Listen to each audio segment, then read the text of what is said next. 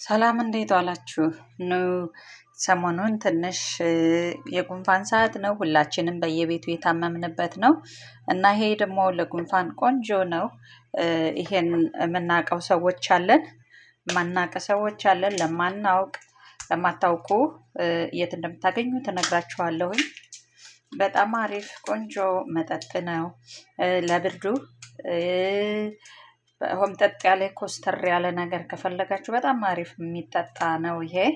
አሁን ይሄን እንደዚህ ልጬ ሌሎች ስራ ስላሉ ልመጣ ነው። ቆይ አጥቤው አስለቅቄው ይሄን እንትኑን እመጣና እንዴት እንደምንሰራ አሳያችኋለሁ። ኔክስት ስቴፑን ኦኬ። አጥቤዋለሁ።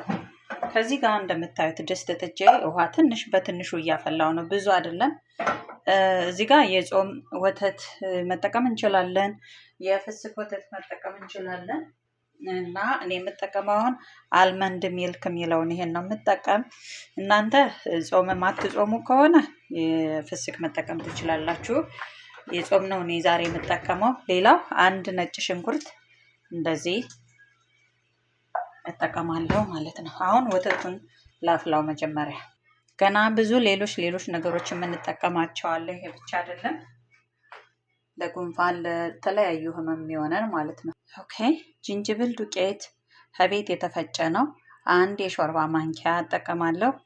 ሌላው ሰነመን እኔ ብዙ ከበድ ስለሚለኝ ነው እንጂ ጨመር አድርጋችሁ እናንተ መጠቀም ትችላላችሁ። እኔ ብዙ አልወደውም፣ ከበድ ይላል እና ለዛ ነው።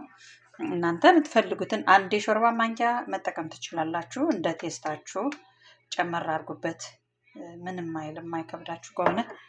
ሌላ እርድ ነው ይሄ፣ ይሄን እንጠቀማለን። የዝንጅብል ዱቄቱን መጀመሪያ ይቅርታ ተጠቅሜያለሁ ሳላሳያችሁ እና እንደዛ ነው። የዝንጅብል ዱቄቱ በጣም ኦርጋኒክ ከቤት የተዘጋጀ ነው። ከዛ ደግሞ ይሄ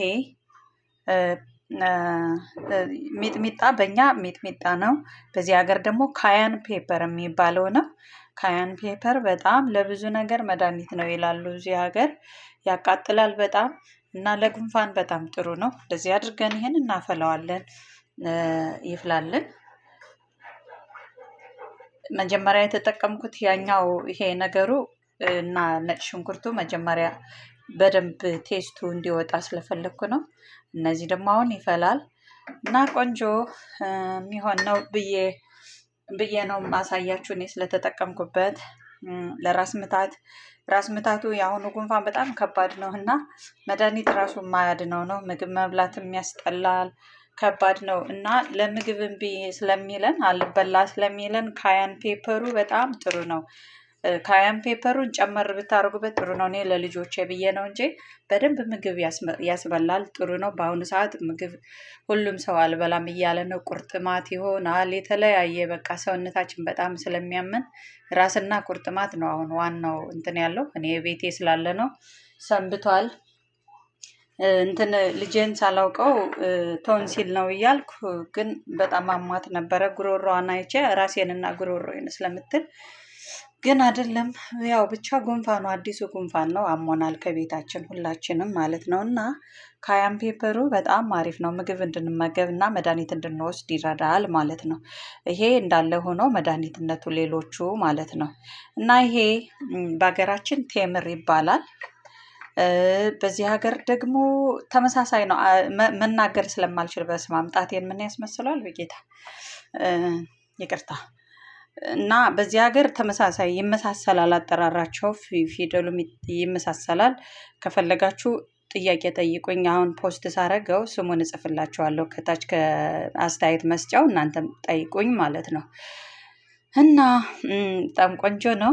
ለዚህ ሀገር በጣም ለጤና ጥሩ ነው ይላሉ። እኛ እንኳን ልጅ እያለን እንዲሁ ነበር ዝም ብለን ያው የምንጠቀምበት እንጂ ገበያ ላይ ውሎ አይቼው አላውቅም። እንግዲህ በአሁኑ ሰዓት አላውቅም፣ ድሮ እኔ ልጅ እያለሁ እና አርማጭሆ ነው እኛ የምናገኘው። ከአርማጭሆ ነው እኔ የማውቀው። ሌላ ቦታ ምን እንደምትሉት አላውቅም፣ ልታውቁት ትችላላችሁ።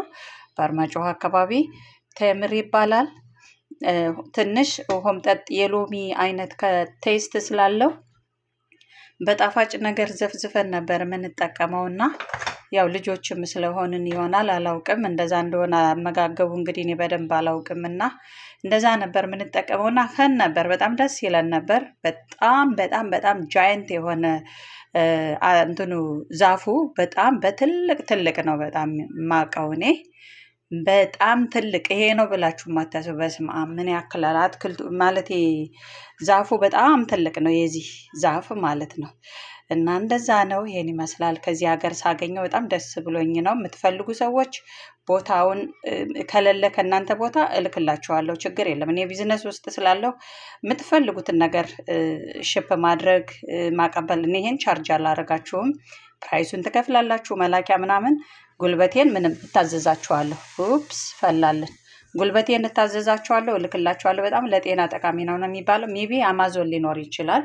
እና እንደዛ ነው። እስከዛ ይፍላ በደንብ እና እንጠብቀው። ይቅርታ እየቀዳሁት ነው። ማጥለል አለባችሁ።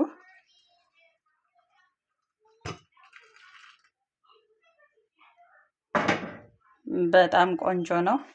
ይሄን ትንሽ ማሽ ብታደርጉት ጥሩ ነው። የሆነ እንትን አለው ቆንጆ የሆነ ቴስት ነው ያለው። ሲሟሟ ዘፍዝፋችሁ ከዚህ በፊት ሰርቻለሁ፣ ማየት ትችላላችሁ። የዩቱብ ቻናሌን ገብታችሁ እዩት። ከዚህ በፊት ስለሰራሁት የሚጠጣ በቀዝቃዛ እንዴት መጠጣት እንደምትችሉ ማለት ነው። ይሄ ሁላችሁ ይሄን የመሰለ ቆንጆ መጠጥ። አንዳንዴ የጾም ወተቶች ይቆራረጣሉ፣ የሆነ የሚበጣጠስ የሚፈረፈር ነገር አለው። እኔ ለምን እንደሆነ አላውቅም። እንግዲህ እንደዛ ልታገኙበት ትችላላችሁ እናንተ። የኔው ዛሬ ደህና ነው እና ይሄን ይመስላል። በዚህ በኮረሪማ በጅንጅብል ነው የሰራ ነው። ቆንጆ ነው። በተለይ ማታ ልትተኙ ስትሉ መጠጣት ትችላላችሁ። እንቅልፍም አያስተኛም። እንቅልፍም እምቢ። በተለይ ልጆቹ እንቅልፍ አሁን ትህትና 3 ቀን ሙሉ ነው እንቅልፍ ምንም ያልተኛችሁ፣ አስቸገራት ልጄ። ብዙዎችም እንቅልፍ እምቢ ያለን የምትሉ አላችሁ ጓደኞቼ። ያመማችሁ ሰዎች እንትን እንላለን እናውቀዋለን። እና እንቅልፍም ያስተኛል። ማታ ብትጠጡት ጥሩ ነው። በደንብ መተኛት ለእኛ ለትልቆች ከዚህ ጋር ማታ ከሆነ ተልባ ብንጠቀምበት በደንብ ያስተኛል፣ ለታመምን ሰዎች ማለት ነው። ተልባና ወተት ቆንጆ ነው እንቅልፍ ስለሚሆን። ይሄን ይመስላል። እና ሰላም ሁኑ።